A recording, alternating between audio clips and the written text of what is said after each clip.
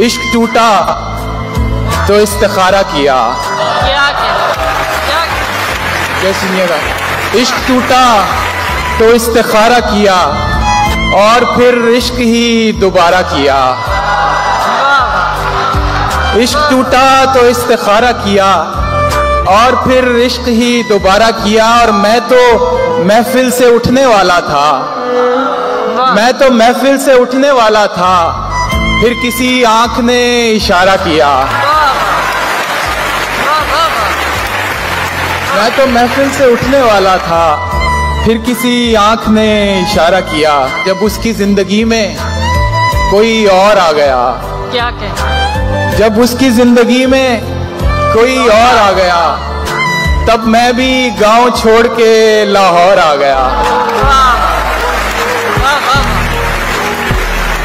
मतलब कि सर से लेकर पांव तक सारी कहानी याद है, सर से लेकर पांव तक सारी कहानी याद है। आज भी वो शख्स मुझको मुंह जुबानी याद है। सर से लेकर पांव तक सारी कहानी याद है। आज भी वो शख्स मुझको मुंह जुबानी याद है। आपकी आंखें अगर शेर सुनाने लग जाएं,